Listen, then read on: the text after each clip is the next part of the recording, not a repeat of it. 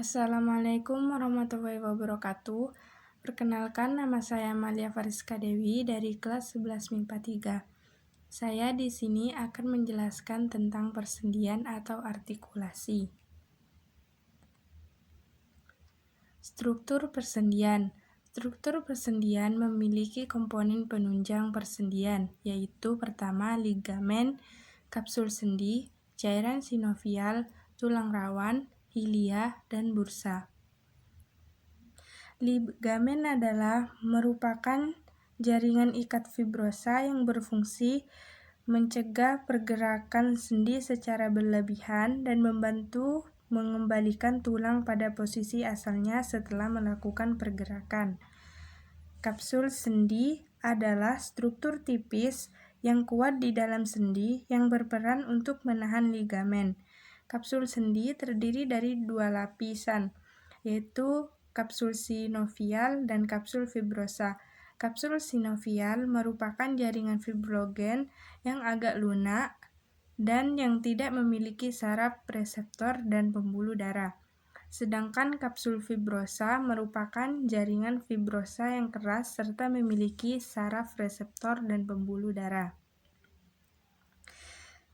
Cairan sinovial merupakan cairan pelumas sehingga gerakan perjalanan lancar, halus, dan tidak menimbulkan rasa nyeri atau sakit. Sedangkan tulang rawan hialin terdapat di bagian ujung tulang. Tulang rawan hialin berwarna agak bening, kebiruan, dan mengilap. Tulang rawan hialin berfungsi sebagai bantalan sendi agar tidak nyeri saat bergerak. Sedangkan bursa merupakan kantong tertutup yang dilapisi membran sinovial dan terletak di luar rongga sendi. Tipe persendian. Berdasarkan strukturnya, persendian dibedakan menjadi 3, yaitu sendi fibrosa, sendi kartilago, dan sendi sinovial. Sendi fibrosa dan sendi kartilago adalah sendi yang tidak memiliki rongga sendi. Sendi fibrosa diperkokoh oleh jaringan ikat fibrosa, dan sedangkan sendi kartilago diperkokoh oleh jaringan kartilago atau tulang rawan. Sendi sinovial memiliki rongga sendi dan tidak diperkokoh oleh jaringan ikat ligamen dan kapsul sendi. Berdasarkan geraknya, persendian dibedakan menjadi 3 kelompok, yaitu 1. Sendi sinetrosis atau sendi mati adalah sendi yang tidak dapat digerakkan karena tidak memiliki celah sendi dan dihubungkan dengan jaringan ikat fibrosa atau kartilago. Jenis-jenis sendi sinetrosis yaitu pertama, sinetrosis sinfibrosis dan sinetrosis sinkondrosis. Sinetrosis sinfibrosis adalah sendi yang dihubungkan dengan jaringan ikat fibrosa berbentuk serabut yang mengalami penulangan. Contohnya seperti sendi pada tulang-tulang tengkorak.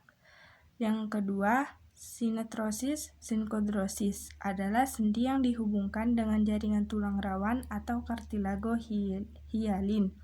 Contohnya seperti lempengan sementara yang terletak di antara epifisis dengan diafisis pada tulang panjang anak-anak. Yang kedua, sendi amfiartosis adalah sendi dengan pergerakan terbatas yang dikarenakan oleh tekanan. Jenis-jenis sendi amfiterosis yaitu pertama, simfisis, sindromosis, dan yang ketiga, gomposis. Yang pertama, simfisis adalah sendi yang dihubungkan oleh kartilago atau tulang rawan serabut. Yang kedua, sindromosis adalah sendi yang dihubungkan oleh jaringan ikat serabut dan ligamen. Yang ketiga, gomposisis adalah sendi pada tulang berbentuk kerucut yang masuk ke dalam kantong tulang. Contohnya, simfisis adalah seperti sendi antara tulang belakang dan sendi simfisis pubis atau tulang kemaluan. Yang kedua, contoh dari sindermosis yaitu seperti sendi antar tulang betis dan tulang kering. Yang ketiga, contoh dari gomposis adalah seperti tulang gigi yang tertanam dalam kantong tulang rahang. Ini merupakan gambar dari jenis-jenis persendian. Ada sendi putar, sendi engsel, sendi pelana, sendi geser, sendi gulung, dan sendi peluru. Yang ketiga, sendi diartosis atau sendi sinovial adalah sendi yang dapat bergerak bebas.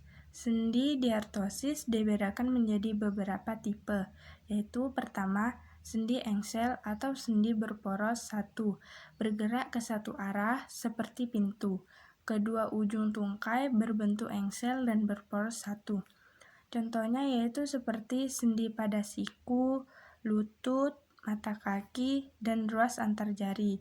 Yang kedua, sendi peluru, bergerak bebas ke segala arah, ujung tulang berbentuk lekuk dan bengkok serta berporos 3.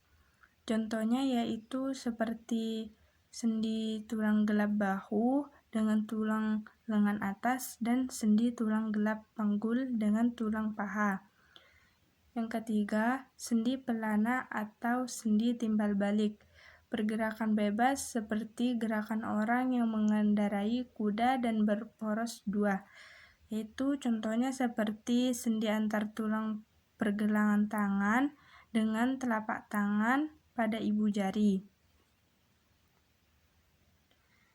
Yang keempat, yaitu sendi putar, bergerak dengan pola rotasi dan memiliki satu poros.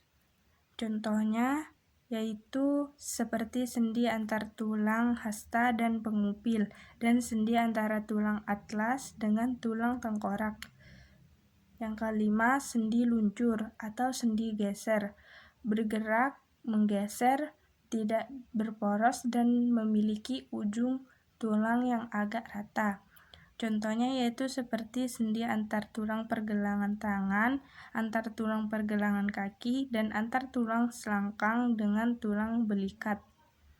Yang terakhir adalah sendi kondiolit atau sendi elipsoid, bergerak ke kiri dan ke kanan atau ke depan ke belakang, berporos 2, serta memiliki ujung tulang yang salah satunya berbentuk oval dan masuk ke dalam lekuk berbentuk elips. Contohnya yaitu seperti sendi antar tulang pengupil dengan tulang pergelangan tangan. Sekian dari saya, kurang lebihnya mohon maaf. Wassalamualaikum warahmatullahi wabarakatuh.